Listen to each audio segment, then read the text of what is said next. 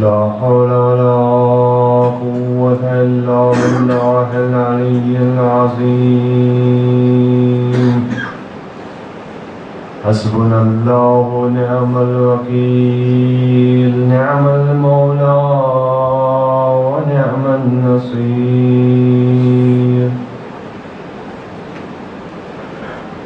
أعوذ بالله من الشيطان الرجيم. بسم الله الرحمن الرحيم. الحمد لله رب العالمين، والعاقبة للمتقين، والجنة للمطيعين، والنار للعاصين.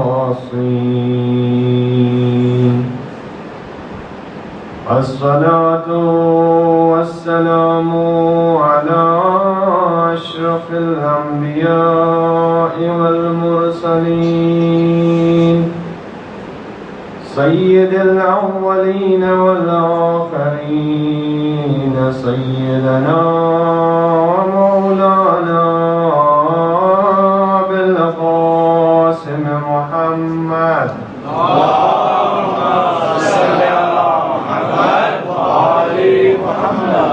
صلى الله عليه وآله الطيبين الطاهرين،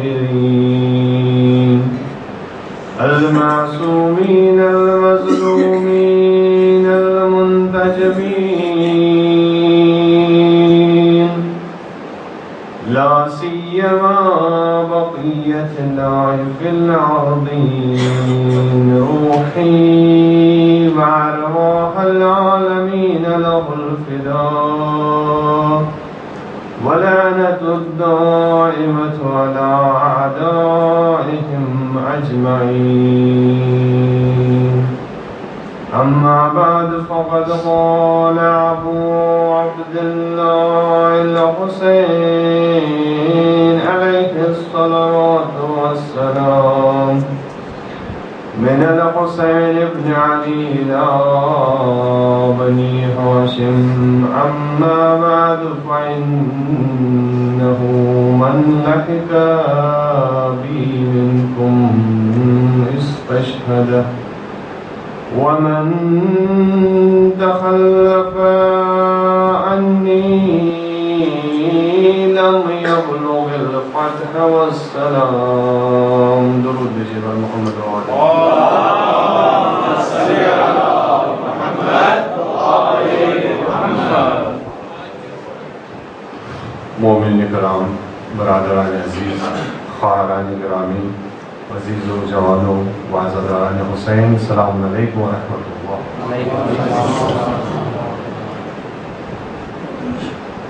سب سے پہلے ہم تعزیت و تسلیت پیش کرتے ہیں اس مجلس کے وارث حضرت حجت صاحب الزمان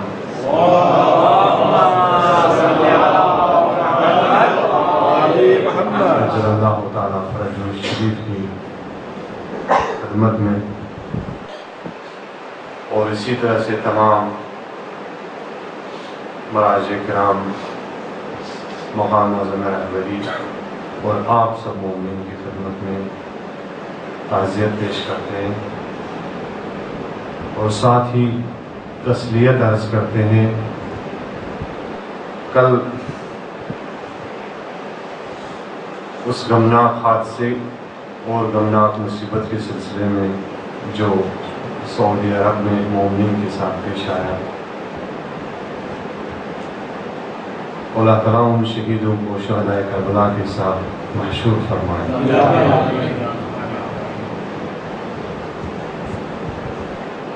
ہم تعزیت پیش کریں گے ان کے گھر والوں کی خدمت میں اور تمام مومنین کی خدمت میں، اور خداوند کریم سے دعا گو ہے کہ بارگاہ جہاں کہیں بھی مومنین ہو، جہاں کہیں بھی عزاداری حسین ہو رہی ہیں، اور جہاں بھی عزاداران حسین صف ماتم بچھا رہے ہیں، خداوندہ ان عزاداروں کو اپنے حفظ و امان میں اور اپنی سلامتی عطا فرمائے۔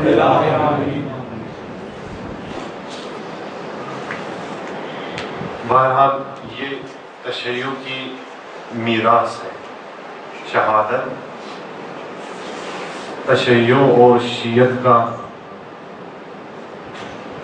افتخار ہے، فخر ہے اور میراث ہے، جو میراث ورثے میں ملی ہے۔ میراث جو ہوتی ہے نا وہ وراثت میں ملتی ہے انسان کو، اسی طرح سے یہ شہادت بھی میراث ہے جو ہمیں ائمہ معصومین علیہ السلام سے ملی ہے۔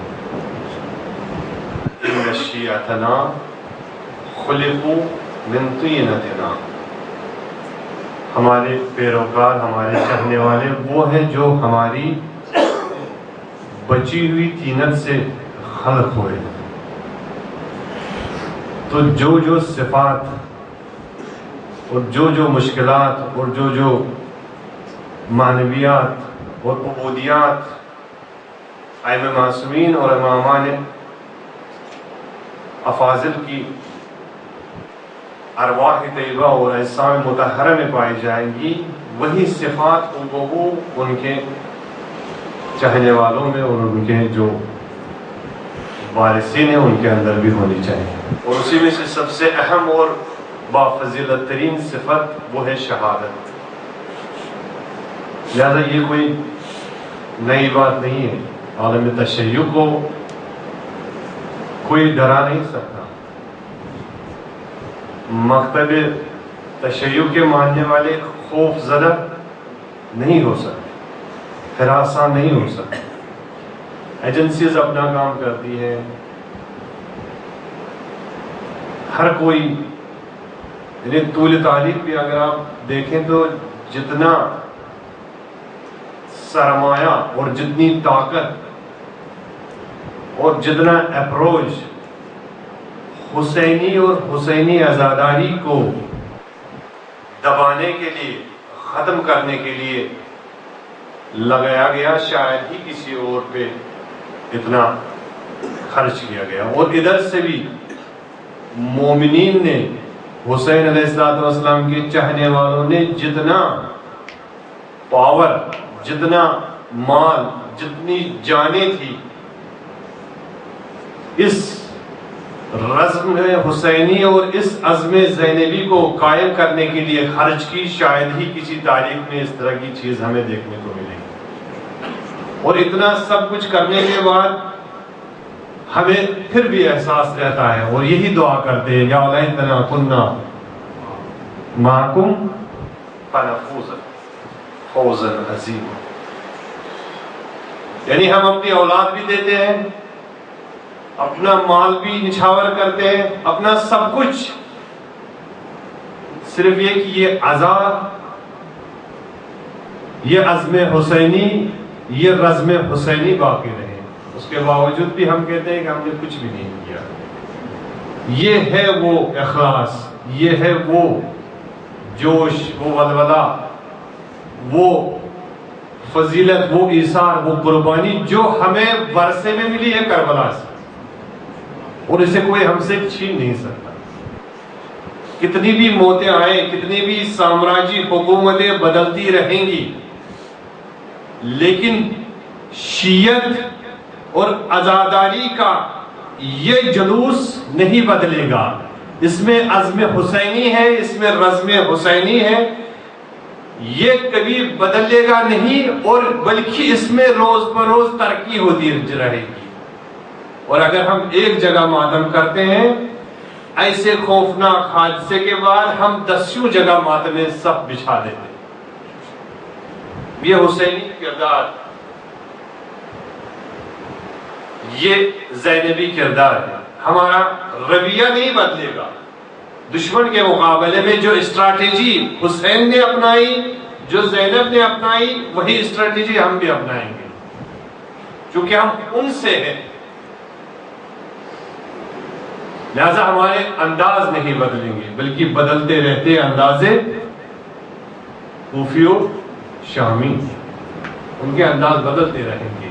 انداز شبیری، انداز زینبی کبھی بدلتا نہیں، وہ استحکام کہتے ہیں کہ مومن جو ہے وہ پہاڑ سے بھی سخت ہوتا ہے، اور یہ واقعاً حسین کی شہدائی ثابت کر کے دے رہے ہیں۔ بڑی خوشی ہوتی ہے، واقعاً شہادت ایک افتخار، ایک فخر ہے۔ ہم لائق مبارک ہیں وہ مائیں جو ان ایام میں اپنے لاڈلوں کو پیش کرتی ہیں۔ اس سے بڑھ کے کیا سعادت ہوتی ہے، کیا ہو سکتی ہے کہ حسین کی خاطر مجلس حسینی اور عزم حسینی اور مقصد حسینی کو آگے بڑھانے کے لیے انسان اپنی جان قربان کرے۔ اس سے بڑھ کے کوئی شہادت نہیں۔ یہ میراث ہے ہماری، اور اس میراث کو ہم حاصل کرتے رہیں گے۔ یہ وہی جیسے عرض کیا تھا، من لحق بی منکم استشہد، ہم کئی دنوں سے یہی بات کر رہے ہیں نا، امام نے فرمایا کہ جو بھی میرے ساتھ آئے گا اسے جام شہادت نوش کرنا ہوگا، اور یہ واقعاً وہی شہداء ہیں۔ اگرچہ یہ شہید پاکستان میں ہوتے ہیں، شہید عربستان میں ہوتے ہیں، شہید فلاں ملک میں ہوتے ہیں، لیکن کل ارض کربلا کل یوم عاشوراء کی تفسیر کرتے ہوئے یہ انہی شہداء کے ساتھ ہونا ہے۔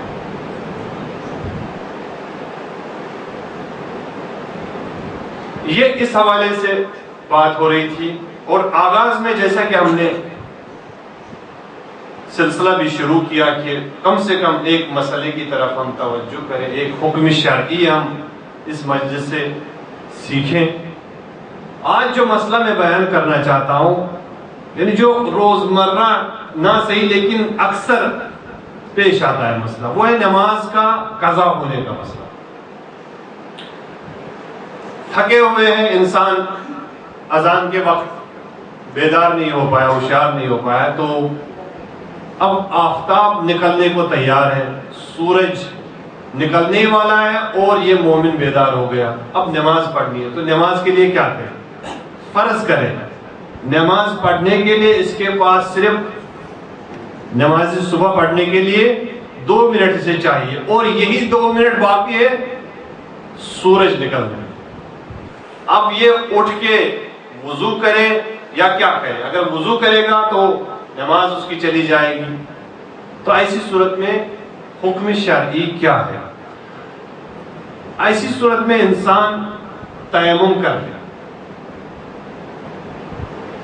اگر وضو یعنی پانی ہے، لیکن چونکہ اگر پانی لینے جائے گا وضو کرے گا اور اس کی نماز جائے گی، اور اگر اس نے ایسا کیا، بعض ایسے ہوتے نا ہم لوگوں میں کہ نہیں بھائی میں وضو کے بغیر نماز نہیں پڑھوں گا، تمہاری ضرورت اس بات کی ہے تم جا کے تیمم کرو، تمہاری ذمہ داری اس وقت تیمم کرنے کی نہ کہ وضو کرنے کی، جا کے نماز اپنی بچاؤ، قضا نہ ہو تمہاری نماز۔ کہتا نہیں وہ اچھا نہیں لگتا، پھر نہیں، حکم شرعی یہی ہے، اگر تم نے عمدن نماز یہاں پہ چھوڑ دی اور وضو کرنے لگے، تم نے معصیت کی، گناہ کیا تم نے۔ بولو جو بعد میں آپ نے قضا پڑھ لی، ایک تو قضا کی نماز، دوسرے کی معصیت کی، جو تمہاری ذمہ داری نہیں تھی وہی ذمہ داری وہ تم انجام دے رہے ہو، اور جو ذمہ داری تھی اسے تم چھوڑ رہے ہو۔ بزرگان اساتذہ جو اخلاق ہیں وہ کبھی کہتے رہتے ہیں کہ اسی طرح کا ایک واقعہ پیش آیا تھا کہ ایک صاحب کی موت ہو گئی، پھر وہ کسی کے خواب میں آیا تھا، تو اس نے پوچھا بھائی مجھے بتاؤ کہ وہاں کا کیا منظر ہے، کیا تم نے دیکھا وہاں پہ، تمہاری نمازیں وغیرہ؟ کہا میری صرف 2 رکعت نمازیں قبول ہو چکی ہیں، باقی میری ساری نمازیں رد ہو گئی۔ اللہ یہ اساتذہ اخلاق سے ہم نے سنا ہے، بہت بزرگ علماء جو ہیں۔ کہا کون سی 2 رکعت نمازیں؟ کہا ایک دن میں لیٹ ہو گیا اور آفتاب سر پہ تھا، نکلنے والا تھا سورج، اور میں بیدار ہو گیا، مجھے نماز پڑھنی تھی۔ یہ 2، لیکن اتفاق سے میری بدقسمتی یہ تھی کہ مجھے احتلام بھی ہو گیا تھا۔ اب میں کیا کرتا؟ غسل کرتا، اپنے لباس کو پاک کرتا، یا نماز پڑھتا، یا کیا کرتا؟ اگر میں یہ کرنے جاتا تو نماز قضا ہو جاتی۔ تو میں نے چونکہ مسئلہ پتا تھا، میں نے ایسے ہی نماز شروع کی، تیمم کیا اور نماز شروع کی، لیکن دل میں اتنا دکھ رہا اور اپنے آپ کو دھتکارتا رہا اور خدا سے طلب مغفرت کرتا رہا. اس نماز نے مجھے اتنا سکون نہیں تھا، مجھے صرف اضطراب تھا، الہی اضطراب تھا کہ خدایا میں یہ کیسا کام کر رہا ہوں.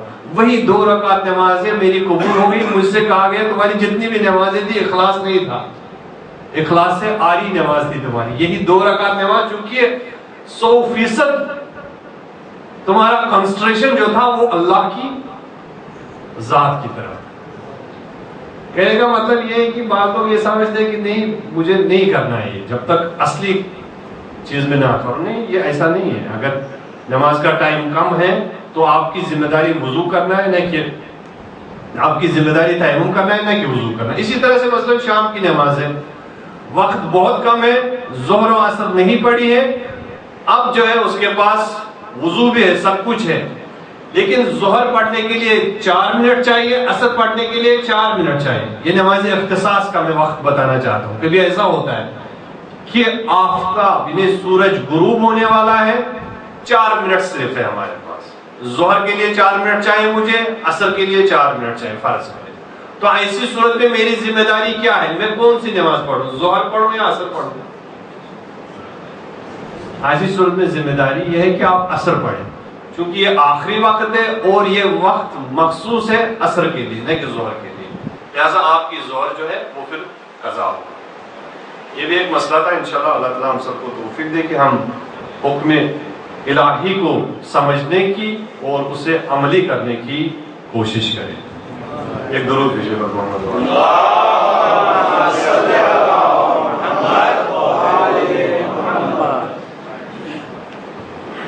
بحث چل رہی ہے ہماری اس خط پہ جو حسین علیہ السلام نے لکھا، اور اس خط میں یہ لکھا مولانا امام عالی مقام نے بنی ہاشم کو، بشریت کو، انسانیت کو، کہ اگر تمہیں کامیاب ہونا ہے، اگر تمہیں وہ راستہ چاہیے جو میرے نانا نے پیش کیا، تو آپ کو میری نہضت اور میری تحریک کے ساتھ چلنا ہوگا، نظام امامت کے سائے تلے آنا ہوگا. اگر چاہتے ہو امن، اگر چاہتے ہو صحیح تربیت، اگر چاہتے ہو کہ تمہاری زندگی فلاح اور بہبود پائے، تمہارا معاشرہ پرامن ہو، تمہارے گھر میں پرامن سکون پیدا ہو، تمہارے دلوں میں سکون پیدا ہو، تو تمہیں چاہیے کہ میرا ساتھ.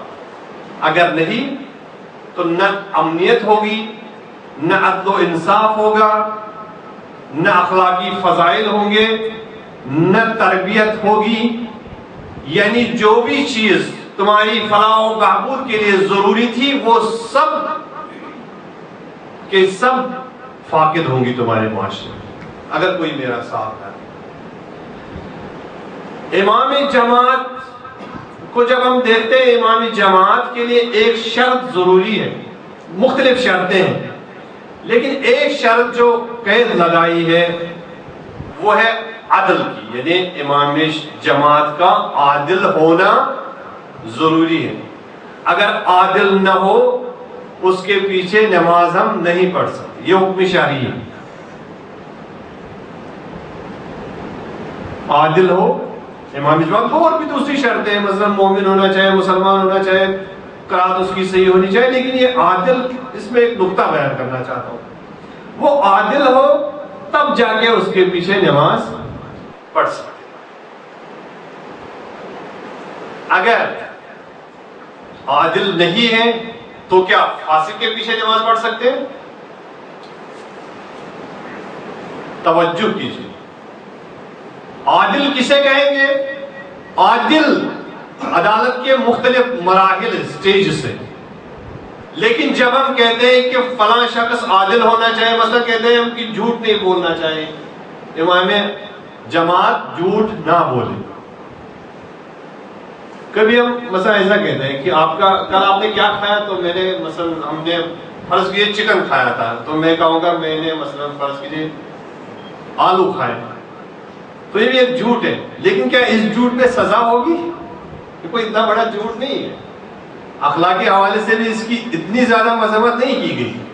لیکن ہاں کبھی ایسا جھوٹ ہے جس سے کسی کی توہین ہوتی ہے، جس سے سماج میں برائی پھیلتی ہے، تو اس جھوٹ پہ خداوند کریم آپ کا گریبان پکڑے گا۔ لیکن یہ کہ آپ سے کہا جائے کہ بھائی آپ نے دودھ والی چائے پی تھی یا وہ کالی والی چائے پی تھی، وہ آپ کہیں گے دودھ والی پی ہوگی، آپ کہیں گے نہیں کالی والی پی تھی، تو اس سے کوئی بڑا فرق نہیں پڑے گا۔ تو امام جماعت کے لیے ایک شرط یہ ہے کہ وہ عادل ہو۔ عادل یعنی وہ سر عام گناہ کا مرتکب نہ ہو، کھلے عام وہ گناہ نہ کرے، اور کھلے عام اس سے کوئی واجب ترک نہ ہو، یہ شرط ہے اس کے لیے، اسے کہیں گے کہ یہ عادل ہے۔ لیکن مسئلہ یہ ہے اگر کھلے عام گناہ نہیں کرتا، کھلے عام اس سے کوئی واجب ترک نہیں ہوتا، کیا خلوت میں اس کو اجازت ہے کہ وہ گناہ کرے؟ خلوت میں بھی اسے اجازت ہے، لیکن خلوتوں کا مالک، خلوتوں کا جاننے والا اوپر والا ہے۔ ہمیں جو کہا گیا ہے، جو حجت ہمارے لیے ہے، حجت ہمارے لیے یہ ہے کہ فلاں احمد صاحب جو یہاں کے امام جماعت ہے، یہ بظاہر معاشرے میں، سماج میں، گھر میں، باہر جا کے گناہ نہیں کرتا، گناہ نہیں کرتا، گناہ مرتکب نہیں ہوتا، گناہ کبیرہ مرتکب نہیں ہوتا، مثلا کسی حرام چیز کو نہیں دیکھتا، کوئی خاتون جا رہی ہے وہ نامحرم ہے، اس کے لیے اس کی طرف نگاہ نہیں کرتا، بس اتنا ہمارے لیے کافی ہو کہ یہ اس لائق ہے کہ اس کے پیچھے نماز پڑھی جائے، اسے کہیں گے عادل۔ اب آپ نماز پڑھ سکتے ہیں اس کے پیچھے۔ آیا اگر امام عادل حاضر نہ ہو تو فاسق کے پیچھے نماز پڑھے یا فاسق کو بھی چھوڑیے فرادہ نماز پڑھے، صحیح ہے یا نہیں ہے؟ حکم شرعی کے مطابق اگر امام عادل حاضر ہے اور نماز ہو رہی ہے، آپ کی فرادہ نماز صحیح نہیں، اللہ شاذ و نادر، ممکن کہ آپ کہیں گے کہ بہت سارے فتاوے ایسے ہیں کہ پڑھ سکتے، وہ اور بات ہے۔ کلی جو حکم ہے وہ یہ ہے کہ آپ کی فرادہ نماز باطل۔ کیوں باطل ہے؟ کیونکہ جو امام عادل ہے، حاضر ہے اور نماز پڑھا رہے ہیں، یہ اس کا وجود آپ کے اوپر حجت،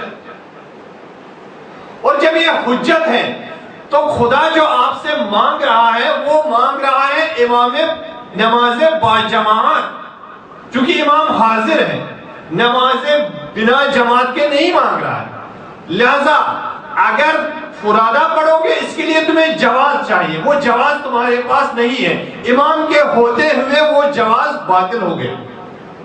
امام اگر نہیں تھا تو آپ فرادہ نماز پڑھ سکتے تھے، امام اگر عادل نہیں تھا تو آپ فرادہ نماز پڑھ سکتے تھے، لیکن امام بھی ہے، عادل بھی ہے، اور اس کے باوجود آپ نماز فرادہ پڑھے، اس کے لیے جواز چاہیے، وہ جواز آپ کے پاس نہیں، چونکہ امام جب آیا تو امام نے اس جواز کو باطل کر دیا۔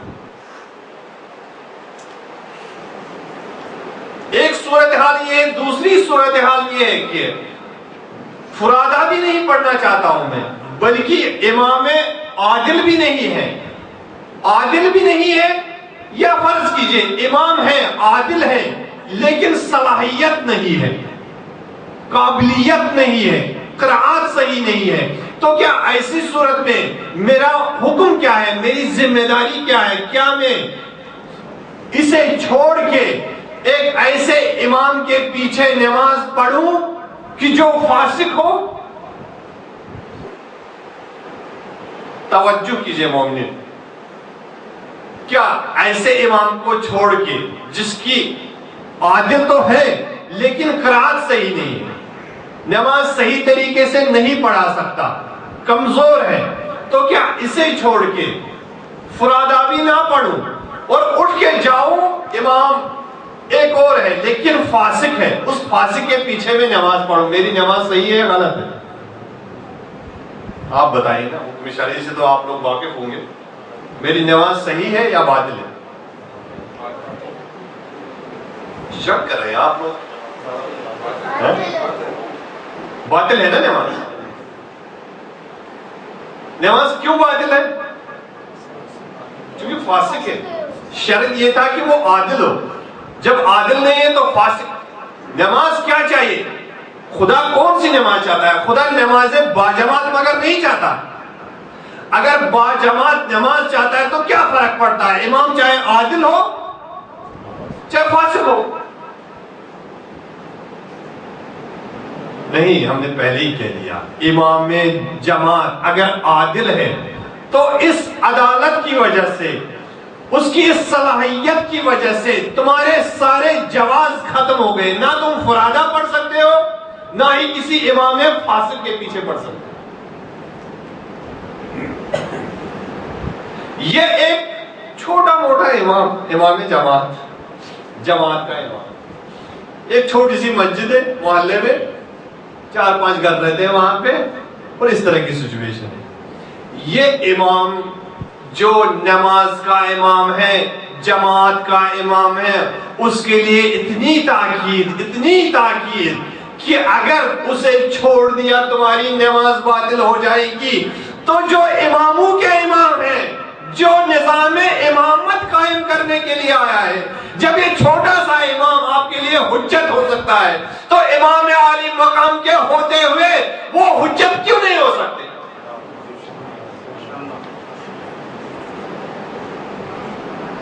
یہ تو چھوٹا موٹا امام ہے. تو فرض کیجیے ہم جسے طالب علم میں پڑھانے آئے نماز پڑھانے کے لیے، تو اس کے ہوتے ہوئے تمہاری نماز باطل ہو جاتی ہے. اس کے ہوتے ہوئے فاسق کے پیچھے نماز نہیں پڑھ سکتے. جب امام حی ہے، سالم ہے، قائم ہے، دائم ہے، امام عالی مقام بلا رہے ہیں کہ میں ہوں، میرا وجود ہے، ان کے وجود کے ہوتے ہوئے بھی میں جاؤں اور اس جماعت کو کاٹ دوں، جماعت سے فاصلہ کروں اور الگ سے نماز قائم کروں، جماعت کا ساتھ نہ دوں، امام کا ساتھ نہ دوں اور فاسق امام کے پیچھے جاؤں، یہ کہاں کا انصاف ہے؟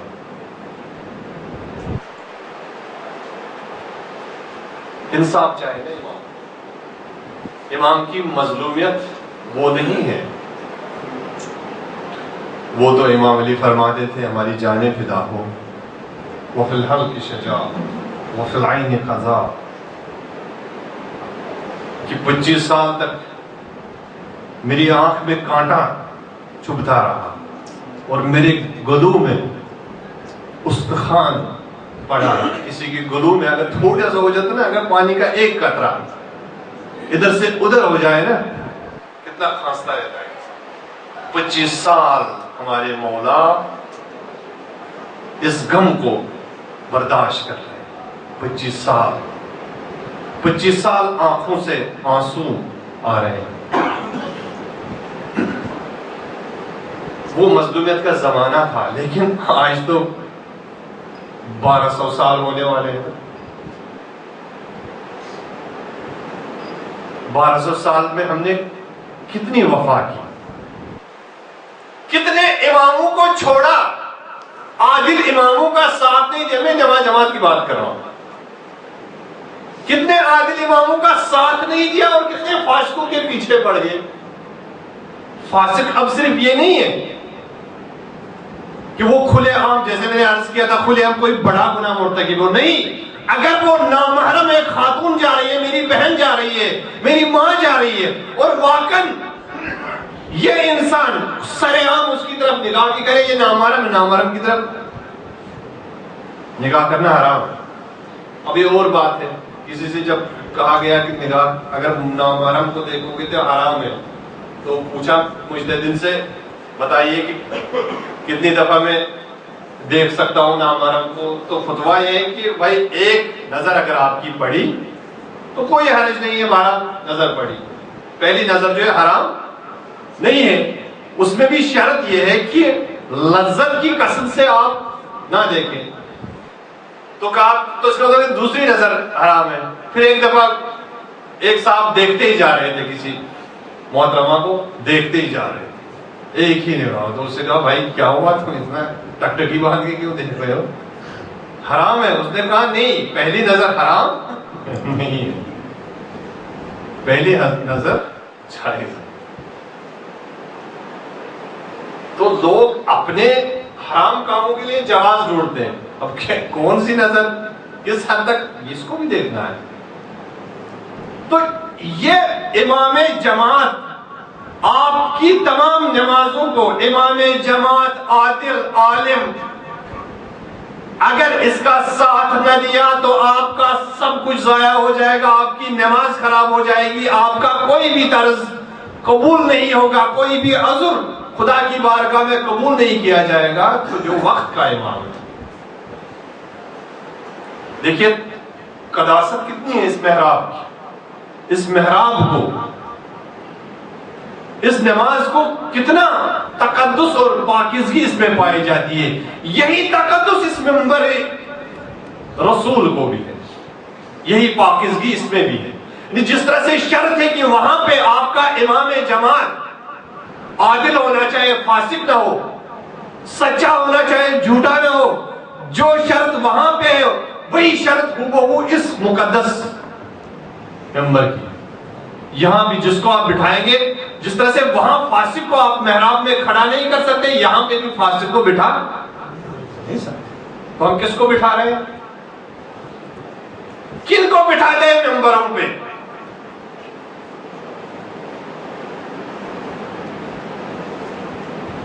امام جماعت، امام منبر، مبلغ فقیہ، مبلغ الہی، اس کے اندر یہ صفات ہونے چاہیے. مبلغ، تبلیغ وراثت ہے انبیاء کی، وراثت ہے ائمہ معصومین کی. تو وہی بیٹھے گا نا منبر رسول پہ بھی جس کے اندر وہ عدالت پائی جاتی ہو، جو عدل الہی کا نمونہ ہو، جو انصاف حسینی کا نمونہ ہو، جو صلح حسن کا نمونہ ہو، نہ کہ جو یہاں سے اختلاف کے مسائل بیان کرے، جو شجاعت حسینی کا پیکر ہو، نہ کہ بزدلی میں آگے سامراج کے سامنے سرنڈر ہو. جو تقدس نماز کا وہاں پہ ہے وہی منبر کا تقدس اور پاکیزگی یہاں پہ موجود ہے. اس کو بھی ہمیں رکھنا ہے. اگر ہم نے اپنے منبروں پہ امام عادل نہیں بٹھایا، مبلغ عادل نہیں بٹھایا تو فاسق آئے گا. اور یہ وہی سیاست ہے اور وہی پولیٹیشن ہے جو بنی امیہ نے اپنائی تھی. بنی امیہ کے منبروں میں اور محرابوں میں کون سے افراد تھے؟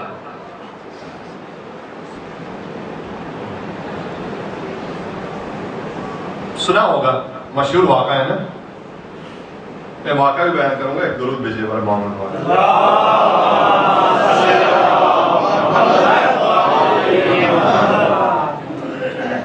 خلیفہ سوم کا دور ہے اور کوفہ کی حکومت ہے. کوفے کا ایک والی ہے ولید کے نام سے، نام سنا ہوگا آپ.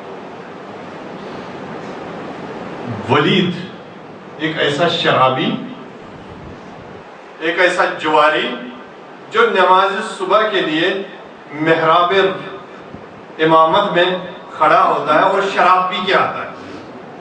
شراب پی کے آتا ہے اور پینے کے بعد 2 رکعت کی جگہ 4 رکعت نمازیں پڑھتا ہے. اور 4 رکعت پڑھنے کے بعد بھی کہتا ہے اگر کچھ کم تمہیں لگے تو میں کچھ اور بھی پڑھ لوں، 2-4 رکعتیں اور پڑھتا ہوں.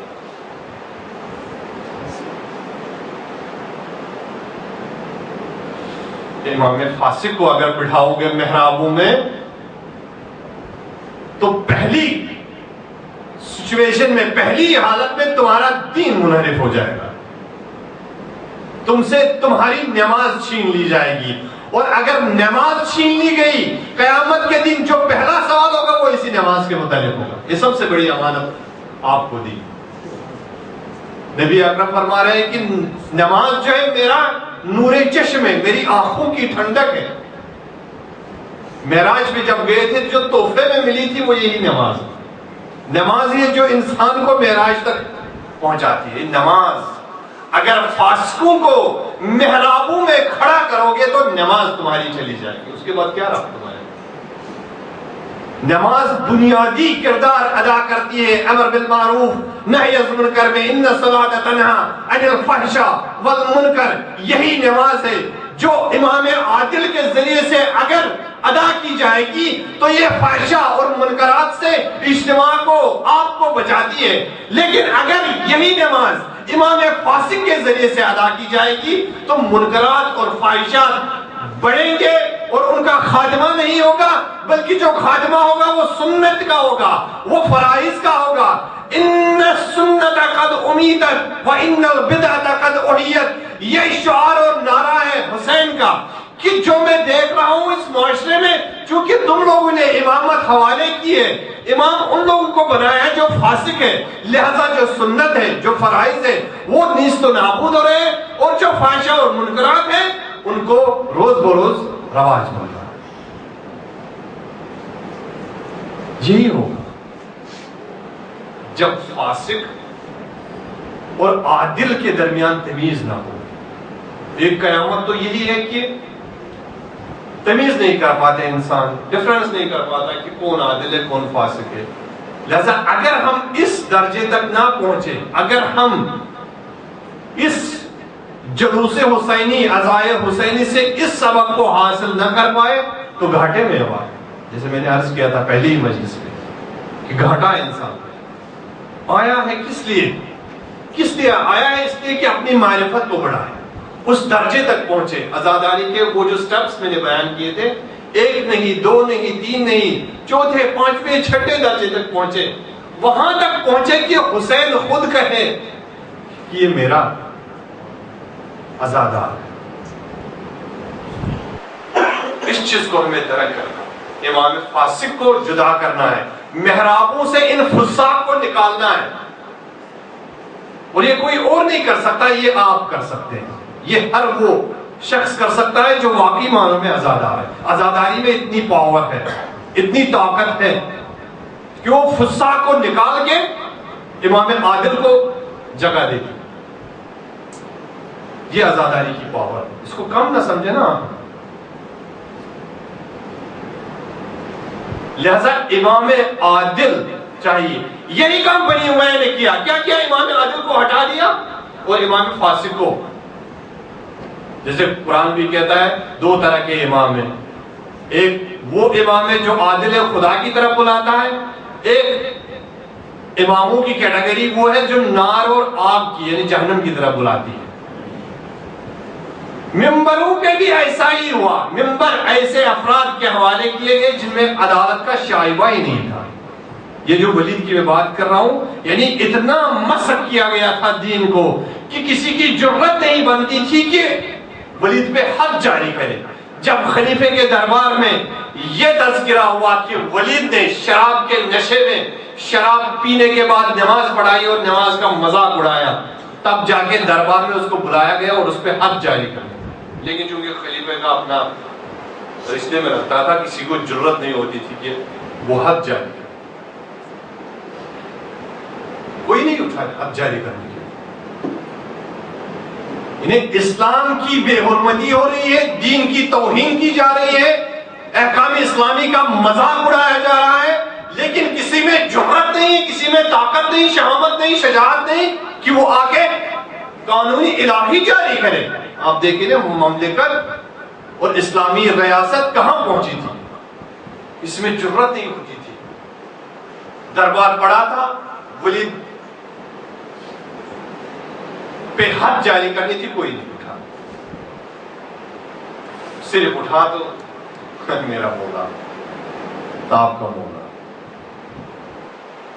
ہمیشہ جب جب دین کی توہین ہوتی رہی، جب جب نبی اکرم کا مذاق اڑایا گیا علیہ باللہ، جب جب بے حرمت والوں نے حرمت دین کو، حرمت اسلام کو، حرمت رسول کو پامال کرنا چاہا، تب علی علیہ السلام اور آپ کے اہل بیت آئے اور ان بے حرمتیوں کا جواب دیا۔ آپ دیکھیں نا مکے سے ہی گزر دیکھیں، مکے میں اگر حرمت رسول، توہین رسالت کی جاتی تھی تو علی سینہ سپر ہوتے، ان پتھروں کا جواب علی دیتے تھے، اپنا سینہ پیش کرتے تھے۔ قتل رسول کا جو سازش رچی گئی قتل رسول کی، تو کون سینہ سپر ہوئے؟ یہی تو تھے، مولا علی تھے جو بستر رسول پہ سوئے، اور ایسا سوئے کہ مولا کہتے ہیں کہ زندگی میں ایسی نیند نہیں، ایسا سوئے کہ فرشتے بھی آسمان پہ فخر کرنے لگے اور مباحات کرنے لگے کہ یہ کیا ہو رہا ہے، یہ کون سی شخصیت، اور ایسا سوئے کہ مرض پروردگار کو خرید لیا. یہ ایسی نیند تھی. یعنی کسی بھی زاویے سے حرمت رسول کو، حرمت اسلام کو، حرمت احکام کو باقی رکھا. وہ حرمت جو ان کی جو تقدس تھا ان کو باقی رکھنے کی کوشش کرے. علی کا سفر تھا، وہاں سے شروع ہوا. پھر جا کے دیکھیے آپ میدانی جنگ احد میں، جنگ بدر میں کس نے حرمت شکنی کی اور کس نے حرمت کو بچایا، کس نے نبی کا دفاع کیا، کس نے وفا کی اور کس نے جفا کی. لوگ تو بھاگ رہے تھے. جنگ احد کا واقعہ ہے نا، لوگ تو بھاگ رہے تھے. نبی اکرم پہ حملہ ہوا تو کون تھا وہ جوان جو آیا اور بڑھ کے ان توہینوں کا مقابلہ کیا، ان بے حرمتیوں کا جواب دیا؟ یہی جوان تھا. جب اسلام پہ آفت آئی، جب دین اسلام کو مسخ کرنے کی کوشش کی گئی، جب بے حرمت کرنے والوں نے سر نکالا، تب تک علی علیہ السلام ہمیں نظر آئے. خندق کے میدان میں کیا ہوا، کس طرح سے خندق پھلان کے دشمن اسلام، دشمن رسول توہین آمیز کلمات استعمال کرتے ہیں پیغمبر کے خلاف. آواز دی نبی نے، صدا دی نبی نے، فریادیں بلند کی. کس نے فریادوں پہ جواب دیا؟ کس نے ان حرمت شکنوں کو زمین بوس کیا؟ یہی اولاد ہے. یہ دین اور یہ اسلام اور یہ تقدس حضرت محمد مصطفیٰ صلی اللہ علیہ وسلم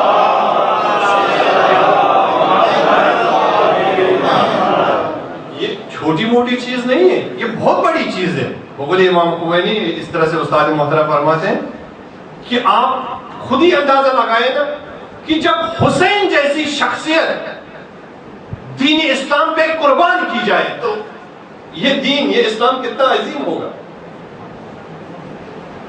حسین جیسی شخصیت، حسین سے بڑھ کے کوئی نہیں نا. یعنی میں حدیث پڑھ رہا تھا، ہمیں ملتی ہے بہت سارے حدیث، مگر مثلا اگر فلاں کی زیارت کرو گے تو کتنا ثواب ملے گا، امام رضا علیہ السلام، امام علی علیہ السلام، باقی اماموں کی زیارت کرو گے تو اتنا اجر ملے گا، اتنا اجر ملے گا، اتنا ثواب ملے گا، اتنے بہشت میں جگہ ملیں گی.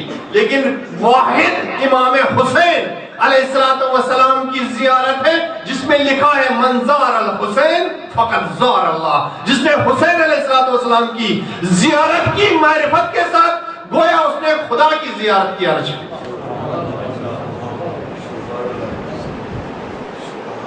یہ کیا ہے؟ یہ کیسا ماجرا پیش کیا حسین؟ یہ کون سی چیز حسین علیہ السلام نے میدان کربلا میں دی کہ حسین علیہ السلام کی زیارت خدا کی زیارت کے برابر ہے؟ نبی کی زیارت کے لیے یہ روایتیں نہیں ہیں. علی علیہ السلام نے بچپنے سے لے کے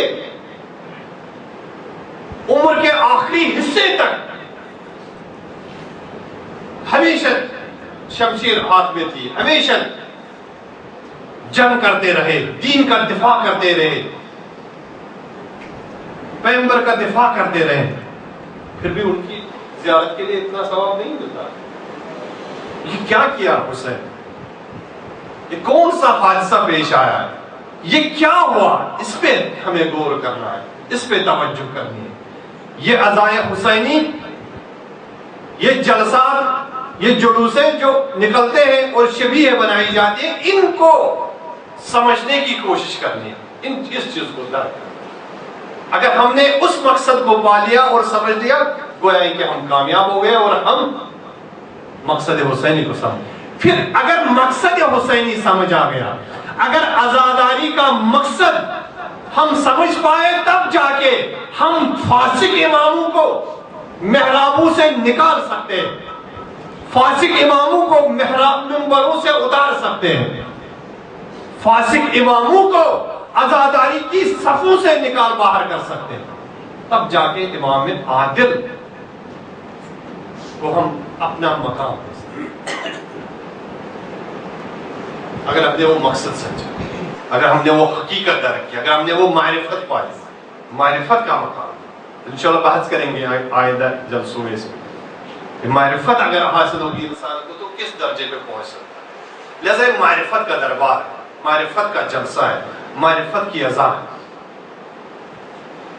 تو میں عرض یہ کر رہا تھا کہ اگر ایک عام انسان، عام امام جماعت، دیکھو امام خدا نے کیا بنایا؟ خدا نے امام کو امام بنایا پہلے، پھر اس کے بعد امام حجت بن گئے۔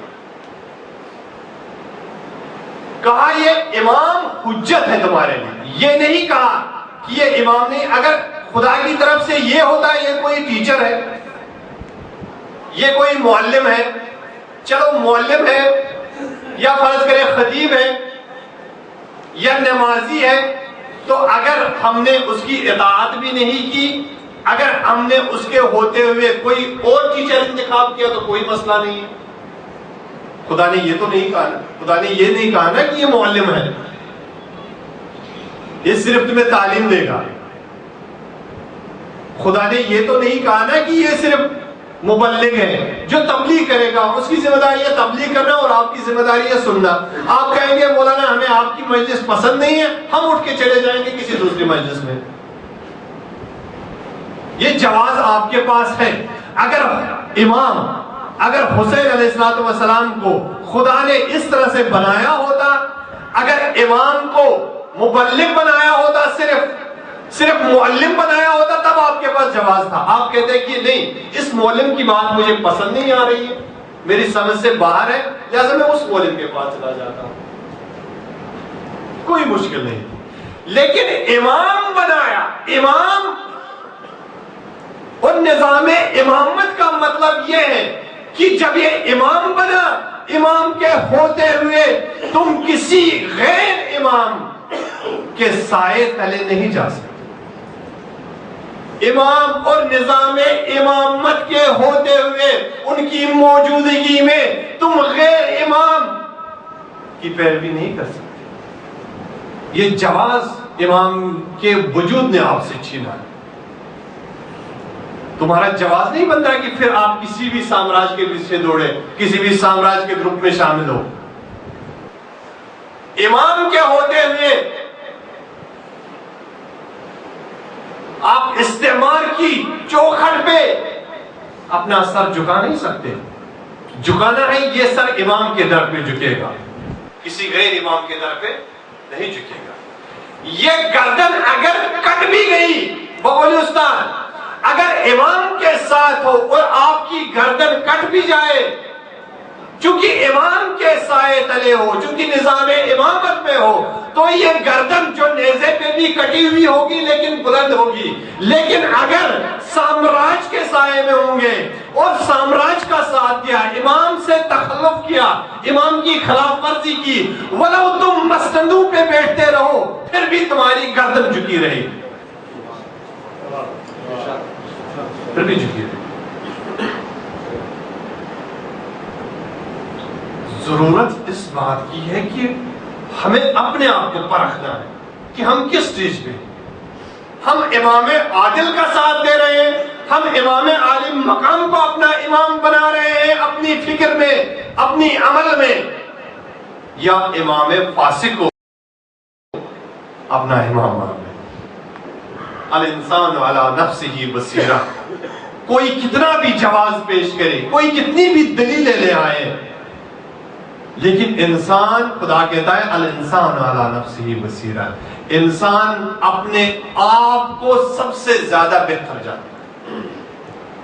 لہذا ہم سب جانتے ہیں کہ ہم کس امام کی اطاعت کرتے ہیں۔ یہ وقت ہے تجدید بیعت کا، یہ وقت ہے۔ اگر اب بھی ہمارے اندر کوئی بھی کمی پائی جاتی ہے، اگر اب تک ہم امام فاسق کے ساتھ تھے، کیا حجت تمام نہیں ہو رہی ہے؟ کیا مبلغین جو علماء آ رہے ہیں، جو عادل نظام لے کے آ رہے ہیں، جو عادلانہ اسلام ناب محمدی کی تبلیغ کر رہے ہیں، کیا ان کی بات حجت نہیں ہے؟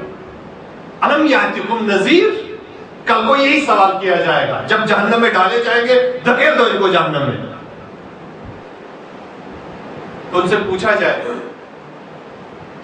क्यों, ऐसा क्यों किया, क्यों तुम जहन्नम में जा रहे हो? अलम यातिकुम नज़ीर, क्या तुम्हारे घरों में, तुम्हारे मोहल्लों में, तुम्हारे शहरों में नज़ीर नहीं आया था?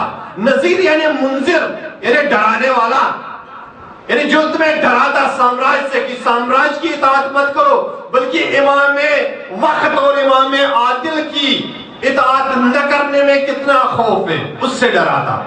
और बाज असातिज़ कहते हैं, बाज अखलाक के असातिज़ कहते हैं कि मुंजिर यानी नज़ीर तालिब इल्म को है, जो तालिब इल्म है। क्या किसी तालिब इल्म की बात आपके कानों तक नहीं पहुंची थी? अलम यातिकुम नज़ीर, कोई नज़ीर नहीं आया था जो तुम्हें डराता, जो तुम्हें समझाता, जो इमाम फासिक और इमाम आदिल की तमीज का सबक सिखाता और जुदाई डाल देता तुम्हारे दरमियान, और तुम इमाम फासिक का दायरा छोड़ के, इमाम फासिक का मिंबर छोड़ के, इमाम फासिक का मेहराब छोड़ के इमाम वक्त के पीछे दौड़ते। बैनी व बैनुल्लाह, ये वक्त है फैसला करने का। कॉफी ना बने ना, हम कॉफी क्यों बन रहे हैं? ये कॉफियों का मिजाज हमें बदलना होगा, बदलते रहते हैं अंदाजे कॉफी व शामी। ये अंदाज हर चीज पे, यानी जहां पे भी कोई धमाका और उस हर धमाके पे और हर आवाज पे हम लब्बे करें, ये कॉफियों की मिजाज। कॉफी ना बने ना, जब इमाम वक्त बुलाता है तब जाके इंसान को पता चलता है मैं कहां पे हूं। मुस्लिम को कल कितनों ने छोड़ा? 18,000 मुस्लिम के साथ बैत करते हैं। मुस्लिम इब्ने अकील को अपना इमाम वक्त का सफीर मानते हैं, लेकिन साम्राज्य के चेहरे को देखते ही सबका चेहरा बदल गया। इमाम आदिल का साथ देने आए थे, लेकिन इमाम फासिक का साथ दिया, रोते भी थे करबला में।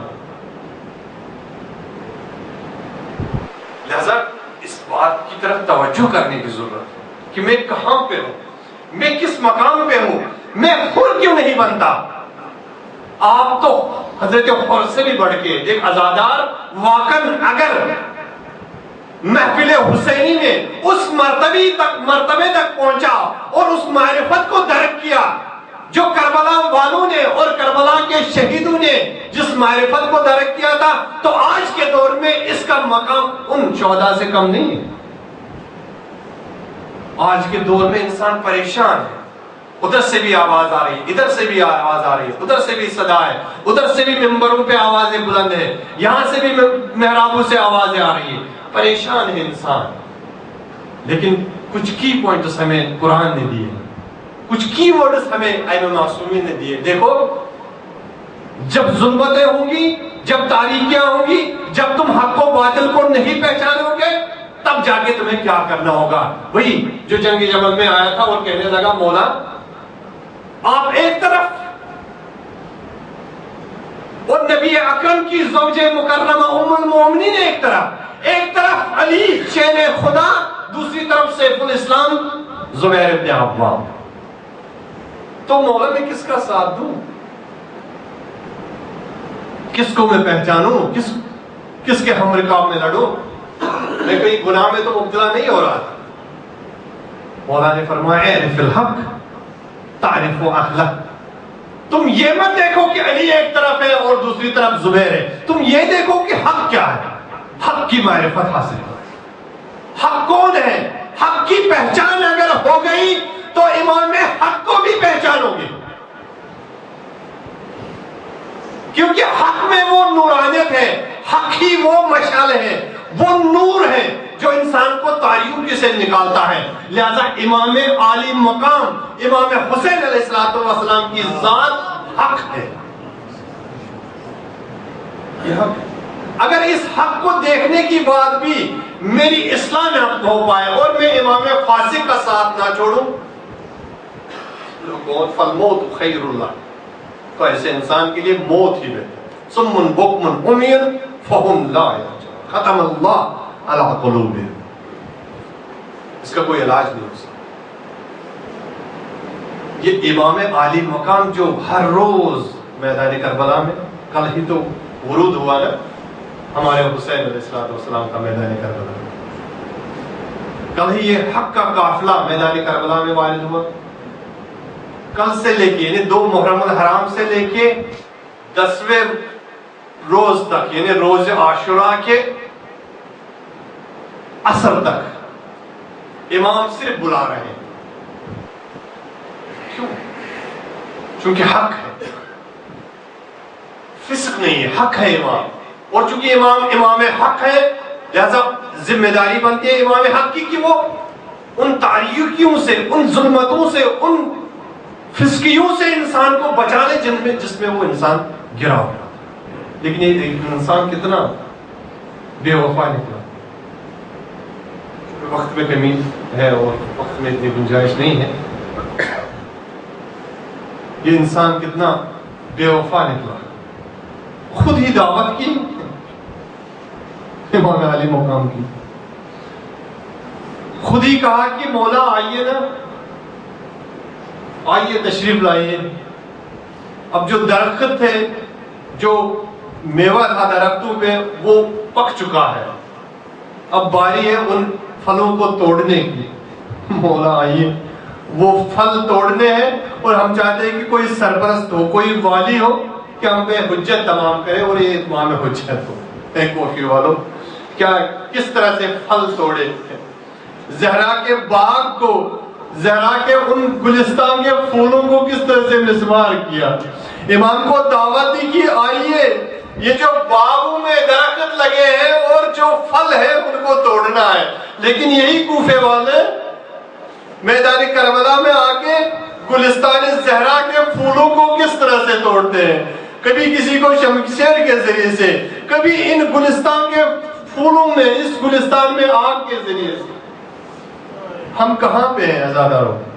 हमें अगर आज हम फैसला नहीं कर पाए कि हम इमाम हक के साथ हैं या इमाम फासिक के साथ हैं, तो कौन सी जगह है, कौन सा हक है जो आके हमें ये समझाए और ये तासुर हमें दे कि हम फिस्को फजूर से निकले, अपने मौला का साथ दें। अपना मौला आज भी मजलूम है, आज भी मजलूम है।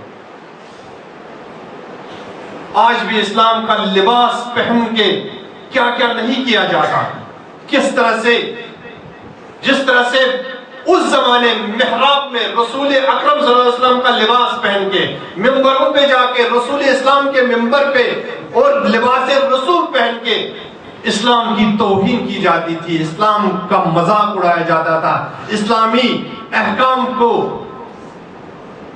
एक ड्रामा बनाया जाता था। आज भी यही किया जाता है।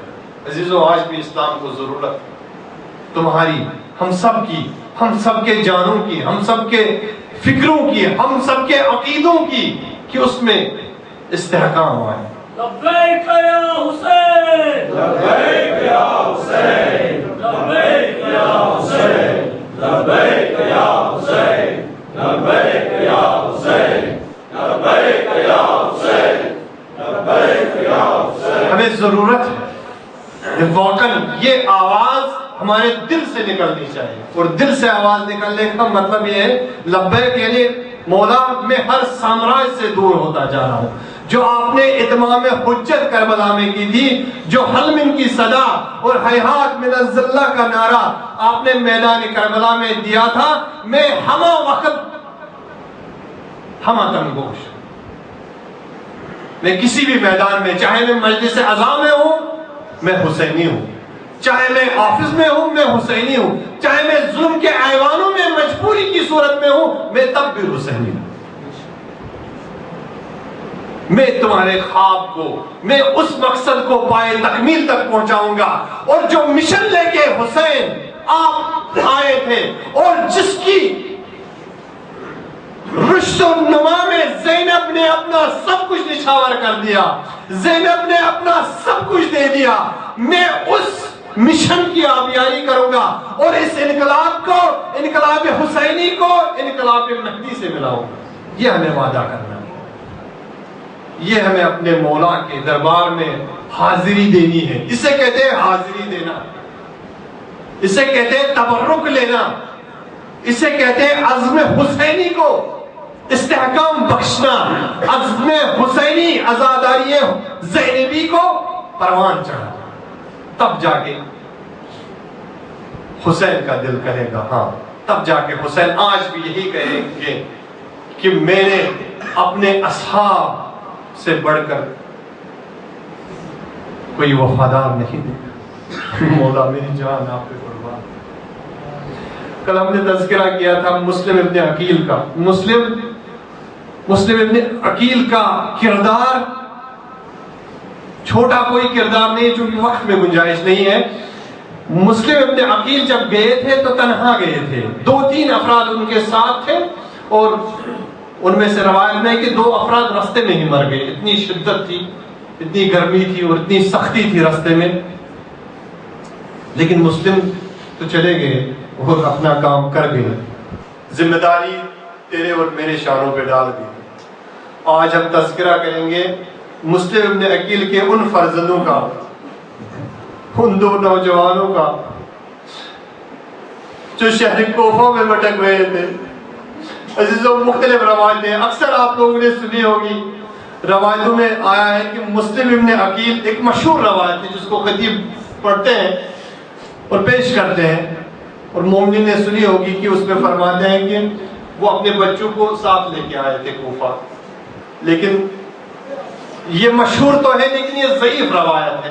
اکثر علماء جو محققین ہیں اس کو نہیں پڑھتے ہیں, کہتے ہیں کہ نہیں, ماموریت اور ذمہ داری اتنی سنگین تھی حضرت مسلم کی کہ اس میں کسی کو ساتھ نہیں لے کے چلتے. لہذا جب قافلہ چلا تھا تو اس ذمہ داری کو حسین ہی نے سنبھالا تھا. حسین کے ساتھ ہی مسلم کی اہلیہ اور مسلم کے بچے آئے تھے. اور حسین علیہ السلام چونکہ جانتے تھے یہ امام فساق کے سپاہی میری اس چھوٹی سی فوج کے مقابلے میں ہے, لہذا حسین علیہ السلام نے کچھ تدبیریں کی تھی. اس میں سے ایک تدبیر یہ تھی کہ شب عاشورہ خندق کھدوائی تھی خیموں کے پیچھے, تاکہ اگر کہیں یہ اشکیاء, کہیں یہ سپاہی یزید کے پیچھے سے حملہ نہ کرے. لہذا وہ خندقیں کھدوائی تھی اور اس میں آگ جلائی تھی تاکہ بچے اور خواتین محفوظ ہوں اور انہیں کوئی ڈر نہ ہو. اور آگے چونکہ خود ہی تھے اور اپنا لشکر تھا, اپنے ساتھی تھے, اور آگے سے وہ مقتل میں جاتے تھے اور باری باری شہادت کا نذرانہ راہ خدا میں پیش کرتے. جب سب شہید ہو گئے اور ایک ایک کر کے سارے شہید ہو گئے اور شام غریبی کا وہ سما آیا, تو لشکر کفار اور لشکر شرک و باطل نے یہ نہیں دیکھا کہ یہ عصمت رسول ہے. اس طرح سے حملہ کیا خیموں میں, کہتے ہیں کہ خیموں میں آگ لگا دی. خیموں میں آگ لگانے کے بعد اس نقطے کو پیش کرنا ہے کہ اس پیریڈ میں, اس زمانے میں, چونکہ عبداللہ یہ ابراہیم اور محمد مسلم کے دونوں فرزند بھی تھے, کہتے ہیں کہ بہت سارے بچے جب گھوڑے ادھر کے ادھر ہو رہے تھے, ادھر کے ادھر ہو رہے تھے, تو گھوڑے کے ٹاپوں کی نیچے بہت سارے ایسے چھوٹے چھوٹے بچے آئے جن کی پسلیاں ٹوٹ گئی.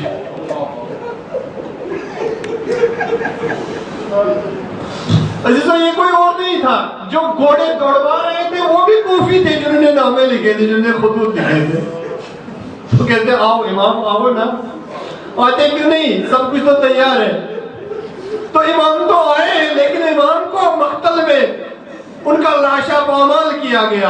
اور یہاں پہ دیکھنے میں آیا ہے کہ جب شام غریبہ کا سما ختم ہو گیا تو کہتے ہیں کہ زینب اور ام کلثوم نے کچھ بچوں کی لاشیں اٹھائی جن کی پسلیاں بالکل چکناچور ہو کے رہ گئی تھی, اور اسی اثنا میں 2 بچے گم ہو گئے.